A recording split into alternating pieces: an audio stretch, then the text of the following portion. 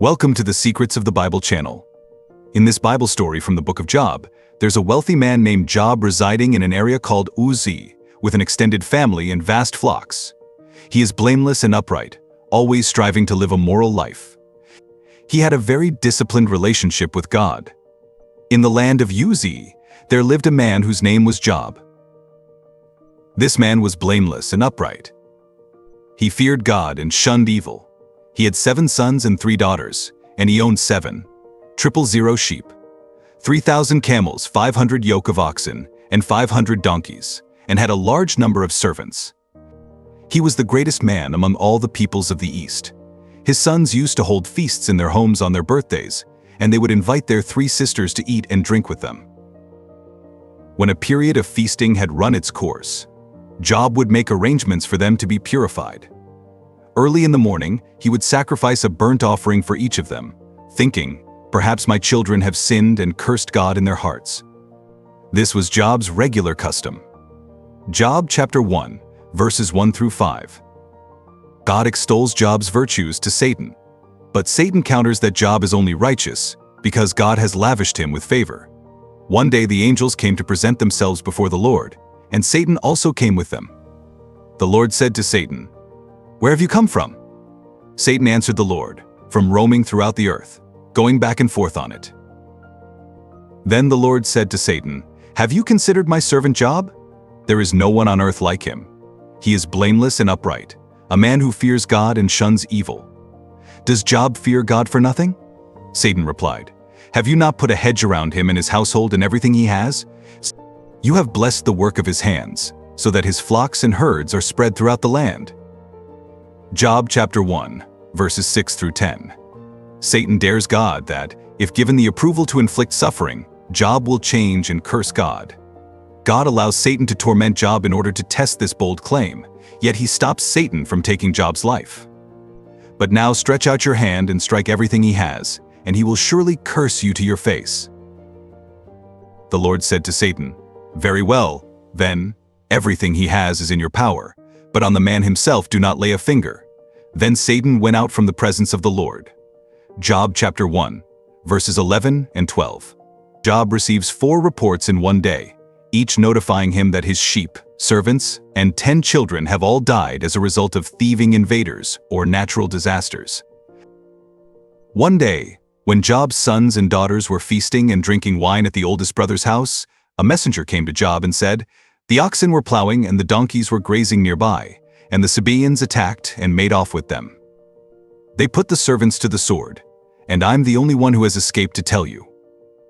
While he was still speaking, another messenger came and said, "The fire of God fell from the heavens and burned up the sheep and the servants, and I'm the only one who has escaped to tell you."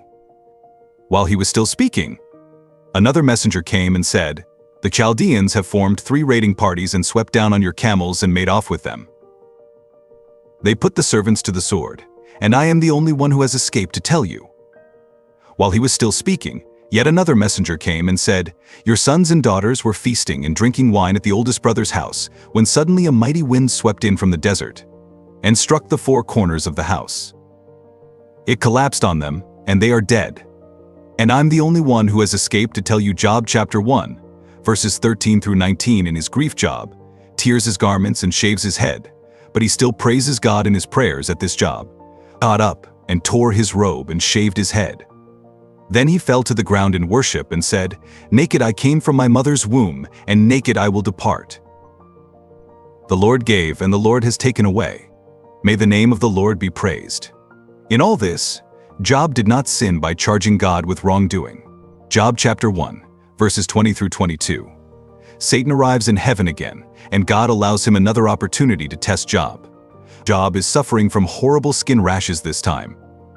Job's wife tries to persuade him to denounce God and give up and die, but he resists and tries to bear his sufferings. 2 plots are expertly intertwined, a heavenly plot and an earthly one.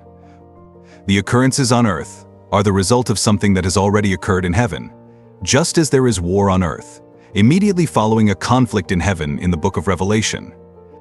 Eliphaz, 3 of Job's friends, arrived to console him, sitting with him in silence for 7 days in honor of his grief. Job speaks on the 7th day, starting off a dialogue in which each of the four men provide poetic descriptions of his problems. Job curses his birthday, comparing life and death to light and darkness. He wishes he had never been born and that his birth had been veiled by darkness, feeling that life just adds to his agony. Eliphaz responds that Job, who has previously consoled others, now admits that he was never aware of their suffering. Eliphaz concludes that Job's pain must be due to some sin Job has acted, and he recommends Job to seek God's favor. Bildad and Zophar agree that Job must have performed evil to provoke God's justice and argue that he should attempt to manifest more innocent behavior. Bildad supposes that Job's children brought their deaths upon themselves. Worse, Zophar implies that whatever mistake Job has committed has earned him far greater pain than he has received. Job reacts to each of these remarks, becoming so angry that he calls his sympathizers worthless physicians who paint their help with lies. Job chapter 13, verses 1 through 4. My ears have heard and understood it. What you know, I also know. I am not inferior to you, but I desire to speak to the Almighty and to argue my case with God. You, however, smear me with lies, your worthless physicians, all of you. He wonders why God evaluates people based on their actions, when God can easily amend or pardon their actions. Job is perplexed as to how a human being may fully satisfy God's justice, given that God's ways are mysterious and beyond human comprehension. Furthermore, humans cannot possibly convince God with their words. God is not fooled, and Job admits that he doesn't even know himself well enough to defend his case before God. Job yearns for someone who can mediate between him and God, lest he be condemned to Sheol, the underworld. Job believes that in heaven there is a witness or redeemer who will attest to his integrity. Job chapter 19, verse 25. I know that my Redeemer lives and that in the end he will stand on the earth. Job chapter 16, verse 19. Even now, my witness is in heaven, my advocate is on high. The suffering shows too much for Job, and he turns bitter, anxious and scared. He deloathes the injustice that God lets evil people thrive while he and many other honest people suffer. Job wants to face God and protest, but cannot physically find God. He thinks that wisdom is hidden from mankind, but he resolves to pursue it by fearing God and avoiding evil. Eventually, God steps in, the divine dialogue. Round 1. The Creator. During his speeches, 36 times Job asked God to speak with him. He has now received his wish. Both times when God speaks to Job, it occurs in the midst of a storm. There is such humor in the way that God addresses him. Job is reminded by God that he is the creator of everything. He runs through his awesome activity of creating and sustaining the world, asking Job whether he could match this work. He finishes by asking whether Job is in a position to judge, telling him that it is impertinent for Job to believe that God should explain himself to him. Job is made to feel very small. Eventually, Job replies, I am unworthy. How can I reply to you? I put my hand over my mouth. I spoke once, but I have no answer. Twice, but I will say no more. Round 2, Creatures. In the second round, God doesn't talk about himself as creator, but about two of his creatures. The discourse is full of humor once more. He asks Job for his thoughts on the hippopotamus, the behemoth, and the crocodile, Leviathan, as though these amazing beasts hold the answers to life's big issues. Job is being reminded that he can't understand God. He can't understand the animal world, never mind the moral world. So God's main point is, why are you attempting to dispute with me? Job responds that God is all-knowing, and no plan of his can be foiled. He now realizes that his questioning of God was totally inappropriate, and he despises himself and repents in dust and ashes. That's it. Although the encounter with God is humiliating for Job, the heart of his problem is dealt with, for he is back in touch with God again. The dialogue provides a magnificent, if unexpected, climax to the book, the epilogue. The text shifts from poetry to prose as Job accepts that he should not blame God for his dealings with him. Job's children, 7 sons and 3 daughters, property and camels and sheep flocks are returned to him by God, and he becomes far wealthier and happier than he was before. As God's servant, he is vindicated. Job's 3 friends, on the other hand, are severely chastised by God. He says they have not spoken accurately about Job, which tells us that we shouldn't quote their speeches as if they were truth. The remarkable thing about God's 2 rounds with Job is that he still doesn't answer Job's inquiries, and he doesn't tell Job about his wager with Satan. Job didn't need to know what was going on in heaven because God had his reasons for permitting him to suffer. We must bear in mind one acute difference between a Jewish understanding of this book and a Christian one. The Jew of the Old Testament times was unable to see the problems of temporal life in the light of eternity. He felt that the justice of God must be seen in this life, since both good and bad people went to the same destination, Sheol, the place of shadowy existence where departed spirits slept. Christians, on the other hand, have a completely different viewpoint on current suffering. They view the greater vision of heaven in light of Christ's work. Suffering in this world pales in comparison to the life that awaits us in heaven. As a result, there are only hints of life after death throughout the book of Job. Job declares at one point that he will meet God after he dies, but this is not a recurring topic in the book, and he has no idea how this will happen. The book of Job has 2 plots: the divine plot. The book begins with the heavenly plot, God's meeting in heaven with Satan. Satan was an angel whose job was to report sins. He was God's counsel for the prosecution who traveled across the earth to report to God what human beings were like. By the time of Job, Satan had become so cynical that he couldn't believe anyone could love God for the sake of God. He believed that people only loved God for what he could provide them. So there is a debate between God and Satan, with Satan arguing this very point. God asks Satan whether he met Job when he visited the earth. Job loves him because he loves him, not because of any blessing he has received, God claims. Satan's response is cynical, arguing that if God were to take away Job's blessings, he would blaspheme God just like everyone else. As a result, the divine wager takes place.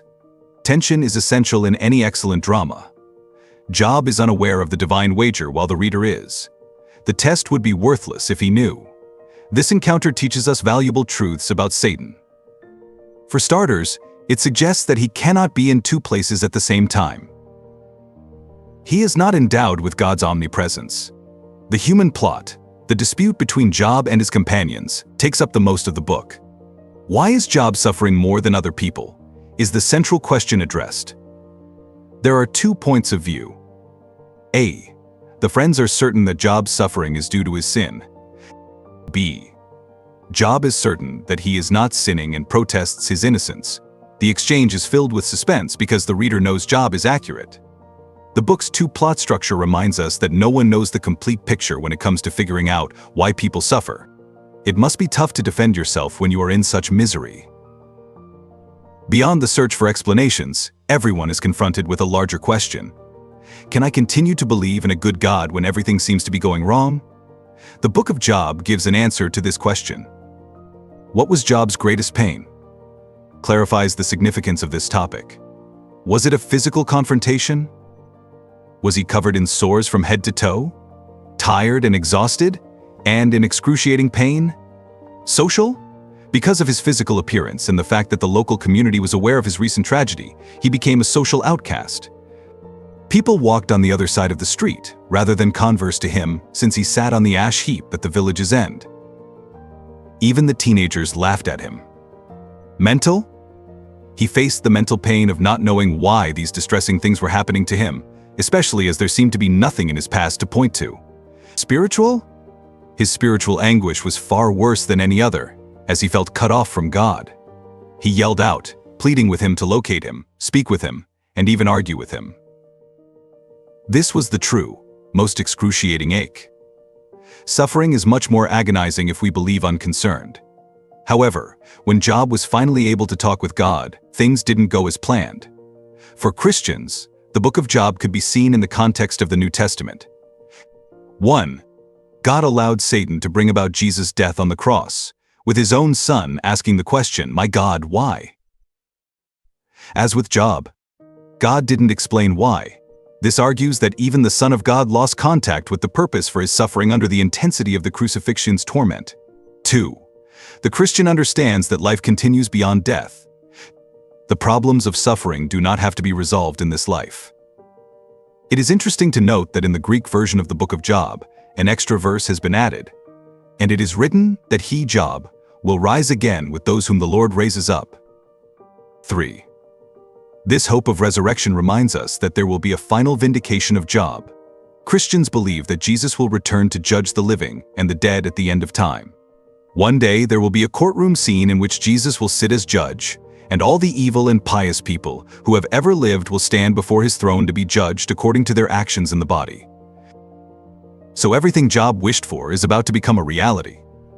God's righteousness will be applied to the entire human race in a public vindication of justice.